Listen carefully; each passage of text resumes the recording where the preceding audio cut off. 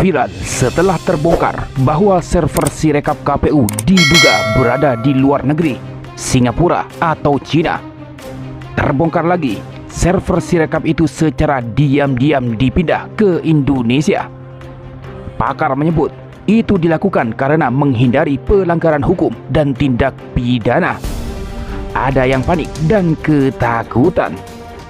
Waktunya perubahan. Lupakan yang lain, pilih Amin.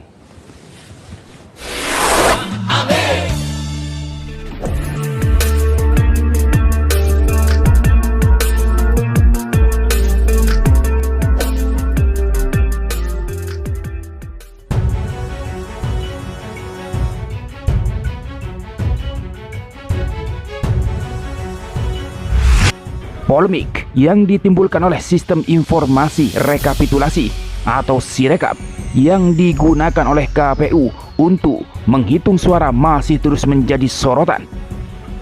Setelah terungkapnya kinerja Sirekap dalam menggelembungkan suara paslon 02 Prabowo Gibran dan mengikis suara paslon 01 Anies Mohaimin dan 03 Ganjar Mahfud, diyakini bahwa Sirekap bermasalah dan menjadi akar masalah, hingga pihak Komisi Pemilihan Umum atau KPU pun meminta maaf atas kesalahan input data Sirekap yang tidak sama dengan hasil C1 di TPS.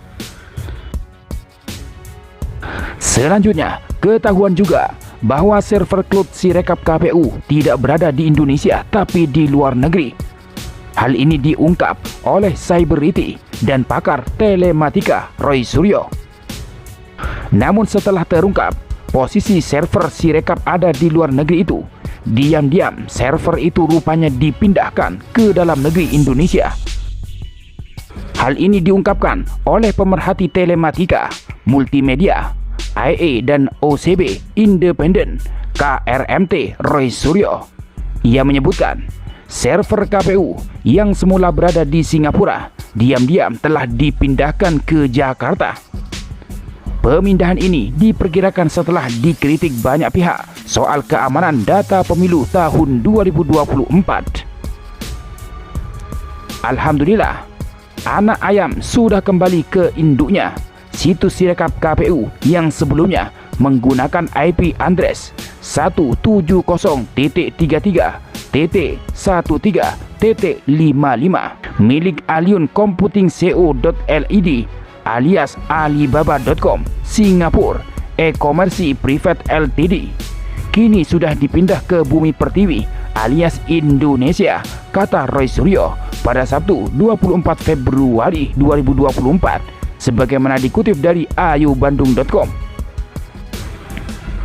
Saat ini Sirekap KPU sudah menggunakan IP address 163.181.100.202 alias di Jakarta Raya, meski masih terdaftar di Alibaba Cloud LLC. Menurut Roy Suryo, jika dalam beberapa hari Sirekap sempat mati alias tidak berfungsi, memang saat itulah terjadi migrasi. Jadi pemindahan dengan alasan perbaikan sistem itu mungkin memang buru-buru dikejar sebelum audit forensik IT KPU jadi dilaksanakan. Proyek yang sudah membuat heboh dan menimbulkan keresahan masyarakat, istilahnya sebelum ketahuan sudah dilarikan atau diselamatkan terlebih dahulu, kata Roy Suryo. Kendati begitu, secara pribadi Roy Suryo tidak berpretensi apapun terhadap semua yang selama ini diungkap. Walaupun tentu bersyukur bahwa akhirnya KPU sadar bahwa meskipun UU PDP garing Perlindungan Data Pribadi nomor 27/2022 belum berlaku, namun seharusnya undang-undang tersebut dipatuhi oleh KPU sebagai lembaga yang resmi menyelenggarakan pemilu.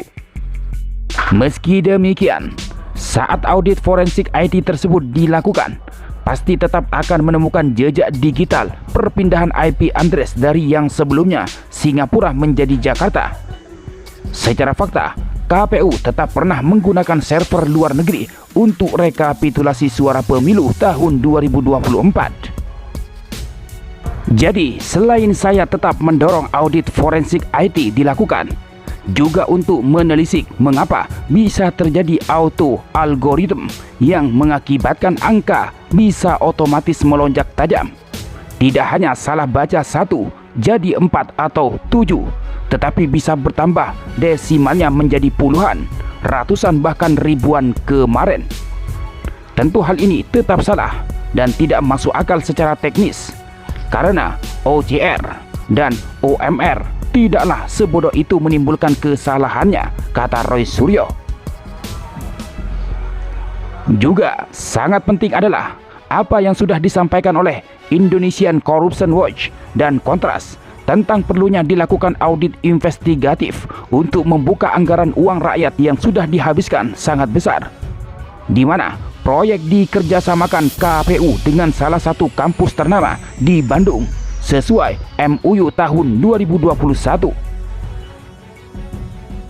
Sehingga, lanjut Roy Suryo, kalau saja KPU kemudian menolak diselenggarakannya audit forensik oleh institusi independen, maka harus dibuka sejelas-jelasnya ke publik. Sementara Komisi Pemilihan Umum atau KPU sendiri menanggapi permintaan audit sistem informasi rekapitulasi atau Sirekap KPU oleh lembaga independen. Anggota KPU Betty Epsilon Edros mengatakan, lembaga yang memiliki tugas dan fungsi melakukan audit diatur dalam Peraturan Presiden atau Perpres nomor 95 tahun 2018 tentang Sistem Pemerintahan Berbasis Elektronik atau SPBE. Bahwa audit teknologi informasi komunikasi dilaksanakan oleh Lembaga Pelaksana Audit Teknologi Informasi dan Komunikasi Pemerintah atau lembaga terakreditasi sesuai dengan ketentuan peraturan yang berlaku, ujar Betty saat ditemui di kantor KPU Jakarta Selasa 20 Februari lalu. Kendati demikian, Betty tidak menjelaskan secara rinci nama lembaga yang dimaksud. Berdasarkan lampiran Perpres 95/2018 tersebut, turut dijelaskan terkait rencana strategis SPBE. Dalam rencana tersebut, audit TIK pada tahun 2018-2025 dilakukan oleh penanggung jawab Menteri Komunikasi dan Informatika, Kepala Badan Pengkajian dan Penerapan Teknologi atau BPPT, dan Kepala Badan Siber dan Sandi Negara atau BSSN. Betty juga merespon pernyataan calon wakil presiden atau cawapres nomor urut 3 Mahfud MD yang meminta Sirekap KPU diaudit oleh lembaga independen buntut kekacauan data yang terjadi. Dia menyatakan bahwa pihaknya melakukan audit sesuai dengan SPBE yang tertera dalam Perpres tersebut.